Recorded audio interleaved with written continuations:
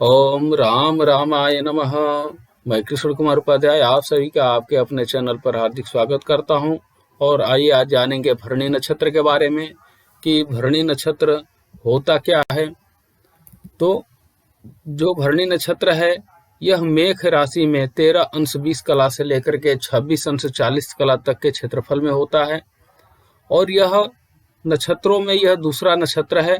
भरणी का अर्थ है धारक, जो कि एक कथा के अनुसार दक्ष प्रजापति की एक पुत्री का नाम भरणी है, जिनका विवाह चंद्रमा जी से हुआ था और उसी के नाम पर नक्षत्र का नामकरण किया गया है। भरणी नक्षत्र में यम का व्रत और पूजन किया जाता है। जो इनके देवता हैं भरणी नक्षत्र के वो हैं यम, और स्वामी जो है शुक्र है। जो इनका वृक्ष है आंवला है। राशि है मेष, तत्व है इनका अग्नि, स्वभाव जो है कि क्रूर है, और गण है मनुष्य गण है। जो इनके मुख की संज्ञा दी गई है वो है अर्धमुख। जो इनके स्वरूपों की संज्ञा दी गई है योनि रूप है, और 3 तारे इनको प्राप्त हैं। जो इनके लोचन की संज्ञा दी गई है वो है मध्य लोचन। और हर नक्षत्र के 4 चरण होते हैं, और 4 चरण के चारों के अलग अलग नाम होते हैं, जिनसे कि उनका नाम का अक्षर होता है। तो जो भरणी नक्षत्र के प्रथम चरण है उनका नाम का अक्षर है ली, द्वितीय चरण का अक्षर का नाम है लू, तृतीय चरण के अक्षर का नाम है ले, और चतुर्थ चरण के अक्षर का नाम है लो। तो इन शब्दों से जो जिस चरण में जातक जन्म लेता है तो उनका नाम भी इन्हीं अक्षरों से प्राप्त होता है, जैसे ली, लू, ले, लो। ये भरणी नक्षत्र के चारों चरण के नाम हैं। यदि पहला चरण में कोई जातक जन्म लेगा तो उसका ली शब्द से यानी कि लीलावती या अन्य कोई भी नाम अपना रख सकते हैं। तो उस तरीके से ये उनके नाम के अक्षर होते हैं। जो इनकी विशेषताएं होती है कि जो भी जातक भरणी नक्षत्र में जन्म लेता है वो अपने उत्तरार्ध को अच्छी तरीके से देखा और परखा हुआ होता है। जातक जो है कि अपनी बात को मजबूत बनाने वाला होता है और अपने भरोसे को अटल रखने वाला, तथा न ये दूसरे पर अत्याचार करता है, न किसी दूसरे को किसी दूसरे पे अत्याचार होने देता है, और अच्छा सलाह देता है। कुल मिलाकर के अच्छे आचरण वाला, सबकी मदद करने वाले इस नक्षत्र के अंदर जो जन्म लेते हैं लोग वो होते हैं। और रोग मुक्त रहते हैं, सच का साथ देने वाले होते हैं, अच्छी सोच रखने वाले होते हैं। तो ये भरणी नक्षत्र की जो है वो विशेषताएं हैं। अब जो इनका स्वास्थ्य जो है कि आमतौर पर यह स्वस्थ जीवन जीते हैं और स्वास्थ्य के प्रति ज़्यादा अपना देखरेख भी नहीं करते, लेकिन जैसे जैसे इनकी उम्र बीतने लगती है कुछ स्वास्थ्य संबंधी समस्याएं भी आने लगती है, जैसे मधुमेह, मलेरिया या दांतों संबंधी समस्याएं इनको हो सकती है। और विशेष करके जो इसमें पुरुष, इस नक्षत्र में जो विशेष करके जो पुरुष होते हैं जन्म लेते हैं तो उनको भोजन बहुत पसंद है, और इनको आम भाषा में कहें तो ये ऐसे जातक खाने के लिए ही जीते हैं, न कि जीने के लिए खाते हैं। अच्छा, जो हर चरण है हर चरण का अपना अपना प्रभाव होता है। तो जो प्रथम चरण में जातक जन्म लेते हैं तो इस चरण के जो स्वामी है सूर्य हैं, और इस चरण में मंगल, शुक्र, सूर्य का प्रभाव होता है। और इस चरण में मेष जो है 13 अंश 20 कला से 16 अंश 40 कला तक में होते हैं।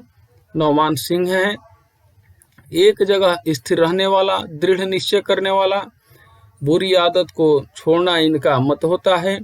जातक की आंखें जो है कि शेर के समान दिखने वाली होती है, गोल और मोटे आकार की, माथा छोटा होता है, और शरीर चौड़े शरीर वाले होते हैं।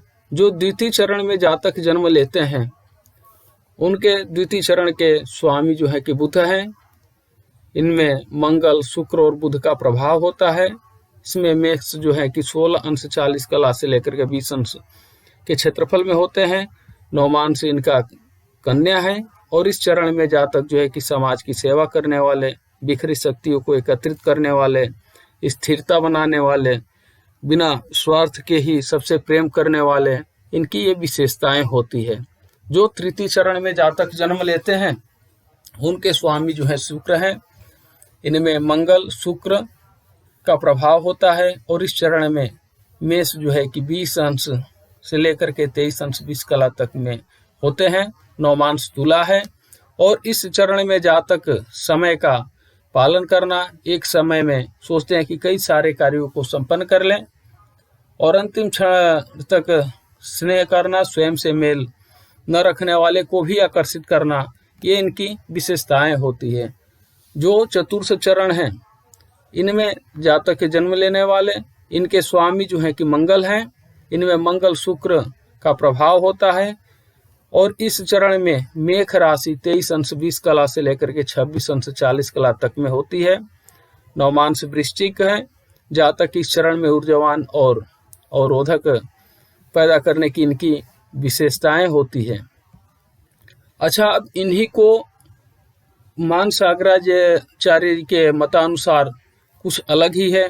अब मानसागराचार्य के मतानुसार है कि नक्षत्र के पहले चरण में जातक जो है कि छिपकर काम करने वाले होते हैं गुप्त तरीके से, द्वितीय चरण में अश्लील शब्दों का उपयोग करने वाले और तृतीय चरण में योगेंद्र, चतुर्थ चरण में धनहीन होते हैं। ये मानसागराचार्य जी का मत है। और इसी को यौनाचार्य जी कैसे कहते हैं कि जो भरणी नक्षत्र में जातक जन्म लेते हैं तो उनके चरण का क्या फल होता है।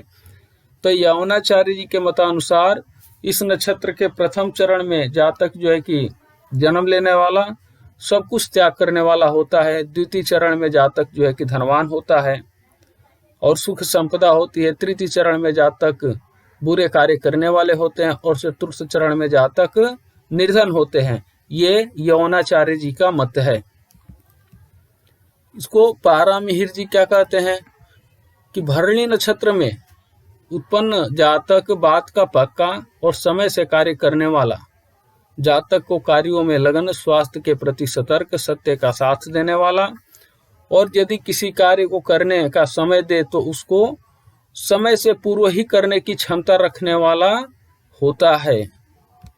ये पारामिहिर जी का कहना है। पराशर जी इसके बारे में क्या कहते हैं कि जातक जो है कि अपने बुरे व्यवहार के कारण लोगों को मन से उतरा हुआ, मन से विनोदपूर्ण भाव रखने वाला, जल्द से जल्द सफलता हासिल करने की इच्छा रखने वाला होता है।